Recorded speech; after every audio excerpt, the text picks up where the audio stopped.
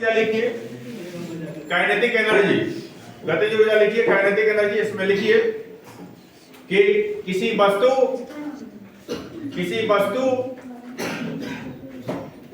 में उसकी गति के कारण, किसी वस्तु में उसकी गति के कारण उत्पन्न ऊर्जा को गतिज ऊर्जा कहते हैं। किसी वस्तु में उसकी गति के कारण उत्पन्न ऊर्जा को गतिज ऊर्जा कहते हैं। पैराग्राफ चेंज करके लिखिएगा, किसी वस्तु की गतिज ऊर्जा उसके वेग के साथ बढ़ती है। किसी वस्तु की गतिज ऊर्जा उसके वेग के साथ बढ़ती है। किसी वस्तु की गतिज ऊर्जा उसके वेग के साथ बढ़ती है, मतलब उसका वेग बढ़ेगा तो उसकी गतिज ऊर्जा भी क्या होगी, बढ़ेगी। उदाहरण लिखिएगा, बहती हुई हवा। उदाहरण लिखिएगा, उदाहरण लिखिएगा, बहती हुई हवा, बहती हुई हवा, दौड़ता हुआ बालक, दौड़ता हुआ बालक, दौड़ता हुआ बालक, बहती हुई हवा, दौड़ता हुआ बालक, बहता हुआ पानी, बहता हुआ पानी, उड़ती हुई चिड़िया, उड़ती हुई चिड़िया, गतिशील गेंद इत्यादि में गतिज ऊर्जा विद्यमान है। इत्यादि में गतिज ऊर्जा विद्यमान है।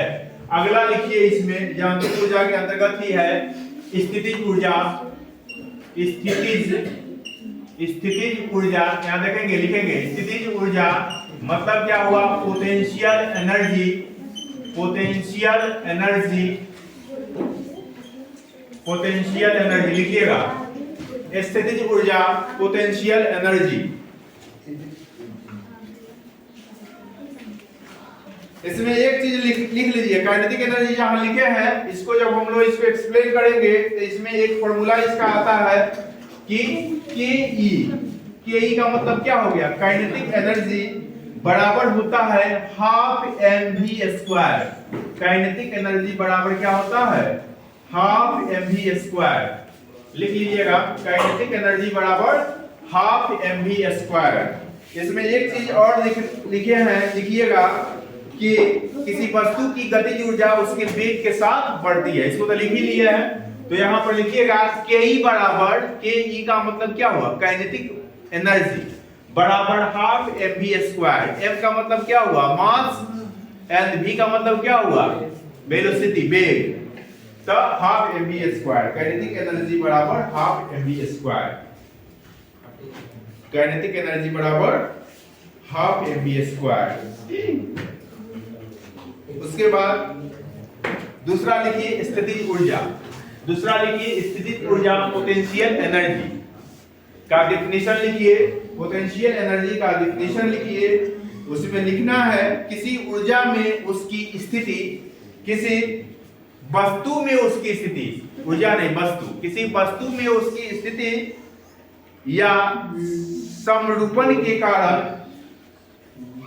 स्थिति या समरूपण के कारण, समरूपण कैसे लिखेंगे, यहां देखिए, समरूपण, समरूपण के कारण उत्पन्न ऊर्जा को स्थितिज ऊर्जा कहते हैं।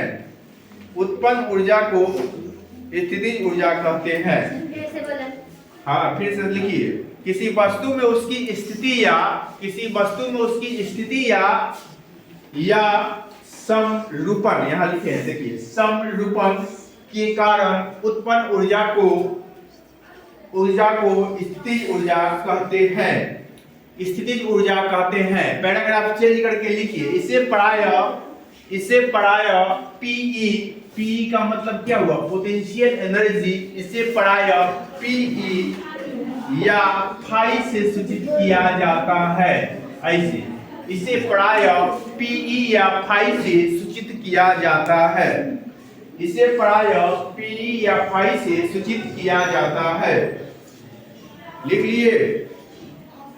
अब बताइए, गतिज ऊर्जा हम लोग क्या सीखे, गति के कारण उत्पन्न ऊर्जा को गतिज ऊर्जा कहते हैं।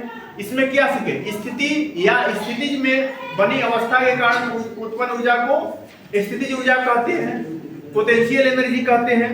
तो लिखिएगा गोल घर में बैठे हुए बालक में, लिखिएगा एग्जाम्पल उदाहरण लिखिए, गोल घर पर बैठे हुए बालक में, गोल घर पर बैठे हुए बालक में, यानी उसके स्थितिज ऊर्जा को दर्शाता है इत्यादि।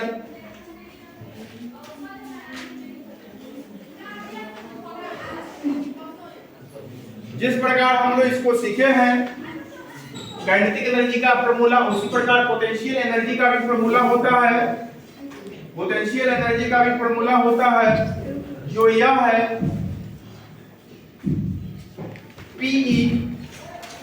Pe या Pe को हम लोग ऐसे भी लिखते हैं Ep, एनर्जी पोटेंशियल, ठीक है ना, बराबर होता है mgs, बराबर होता है mgs। Pe बराबर हो गया क्या, mgh, Pe बराबर क्या हो गया, mgh, P बराबर mgh, P बराबर mgh, P बराबर mgh। चलिए